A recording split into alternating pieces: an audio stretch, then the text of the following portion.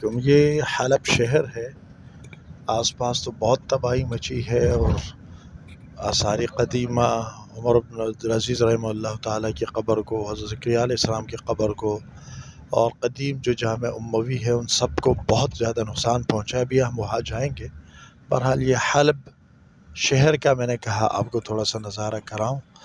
جو حلب شہر ہے بہت قدیم شہر ہے، ہزاروں سال قدیم، اور یہ حلب کا مین علاقہ ہے۔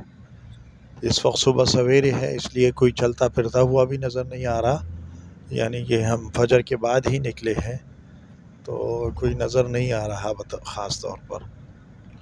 یہ بازار سے ہم گزر رہے ہیں، اور حلب کی مین شہر سے ہم گزر رہے ہیں۔